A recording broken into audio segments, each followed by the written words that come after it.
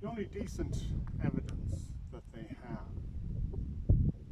for human beings being on the island of Ireland are some animal bones that were found in a cave in the Burren that have tool marks on them.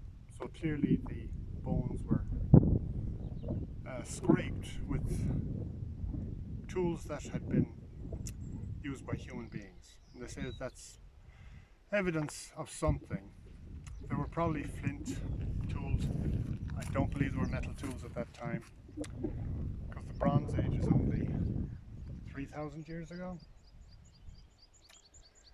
But anyway, when you think of the Ice Age and the glaciers receding around 12,000 years ago, and then it took like 6,000 years for the first evidence of human beings being on the island. And then you say, how many generations would it have taken for that population to increase? And where did that population come from? Well, the most believable is that they came from areas that had not been covered by ice previously. So that means that they were below the Pyrenees in France. So probably Portugal or Spain. And they would have hugged the coastline and probably hugged the coastline of Britain and come across to Ireland and hug the coastline of Ireland, because they didn't really have ocean-going ships at the time. And I'm not sure that they had mastered the sail at that time either. So it would have been a very slow progression of people, probably hunter-gatherers, making their way slowly but surely, and then succeeding generations continuing on. And then I was thinking, how long was a generation back then? Well, more than likely, people were doing what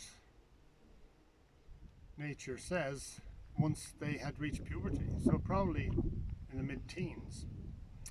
So their children would be in 15 years in the mid-teens themselves, and then their children would be in the mid-teens when they were having their own children. Now the generally accepted theory is that people didn't live very long, and a 60-year-old was considered very old. Nevertheless, you could have had grandchildren and great-grandchildren still, alive while the grandfather and grandmother were still alive. So I wonder what impact that had on teaching the younger generation, and how it contributed to the younger generation getting information from the older generation. But anyway, that went on for thousands and thousands of years until farming finally made its way here. But farming was actually brought in by their thinking, other invading forces, particularly the Vikings. But there must have been farming here before that. But there were different farming methods that were introduced by the Vikings, so we're told. And then later the Normans. So very slow progression of human development over a very, very long extended time. And then in the last 200 years, a massive leap, unbelievable leap. In the last 50 years, an even greater leap.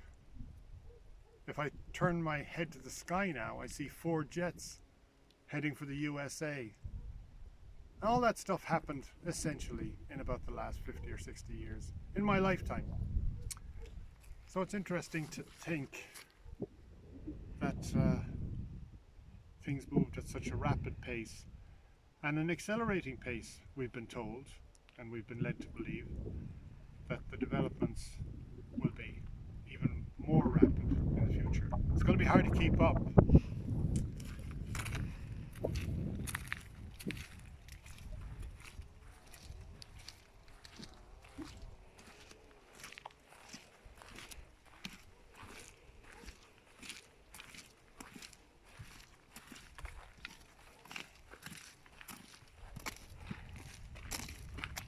Where are we now, Dad? This island is called Uillán Mór, and it's just off the peninsula of Rosmuc. There are 2 islands here. We're on Uillán Mór, the closest one to the shore, And at the end of this island there's another island called the Ilon Iarthach, which is the westerly island.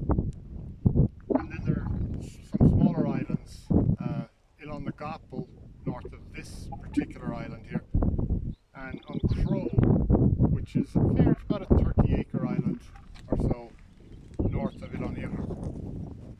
And they've been abandoned except for one person. There's still one person still living here. I wasn't very clear when he was telling me what age he was. He's either 84 or 86. He lives alone in his house, and all of his brothers and sisters, all of his neighbours, everyone on the westerly island, everyone on this island, they've all abandoned this island, and they are now in places like New York and Boston and San Francisco and Portland, Oregon, and London and Birmingham and various places. But they're not here.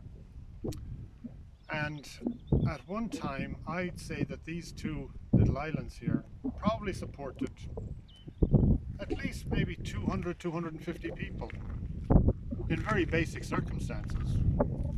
But they did have the sea right outside their door.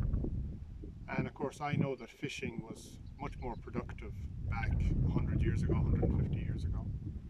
Whereas now, you would be out all day looking for one fish. And then they had some fields to feed their cows, so they could have milk and then butter. Never any tradition of cheese making here at all, so it was butter and milk were the two things. But that was very important. Ever tried eating bread without butter? Butter's a real essential.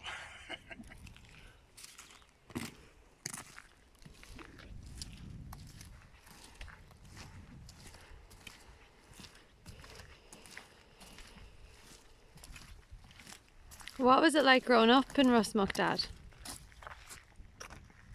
I was born in 1953, and at that time there was no mains water, there was no electricity,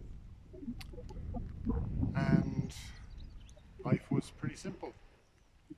I had a pair of shoes, and I think I had a pair of Wellington boots, and one trousers. And my mother cooked on an open fire. Before 1960, we had gotten mains water, electricity. My mother had an electric cooker. We had electric light in every room in the house.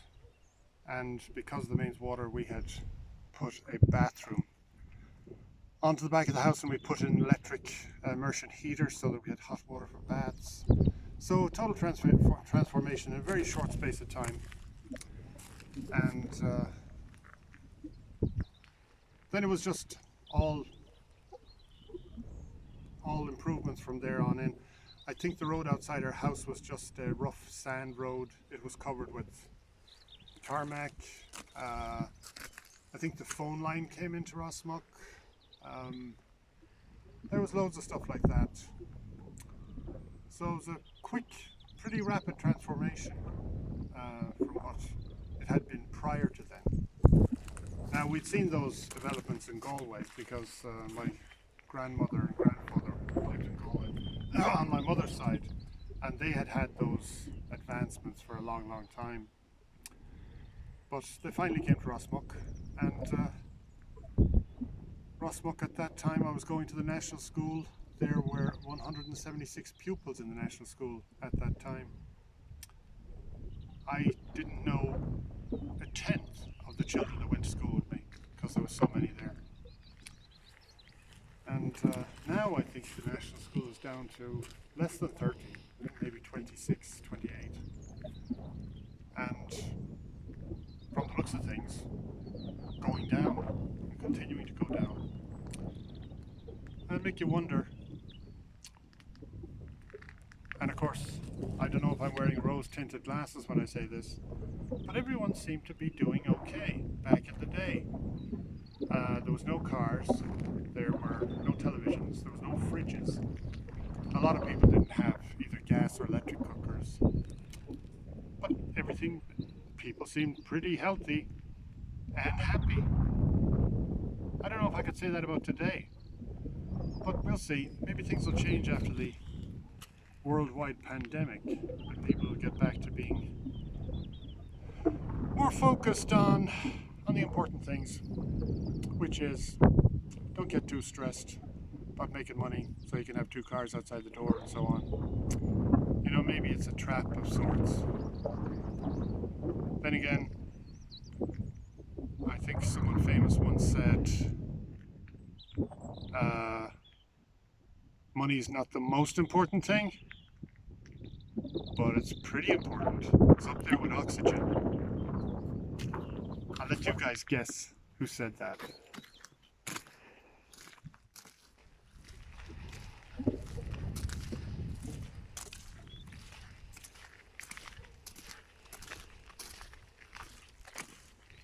How's your battery? Must be a fantastic phone. Yeah, it's fine. It's a great phone, yeah. Taking a few photos, got my phone down to 62%.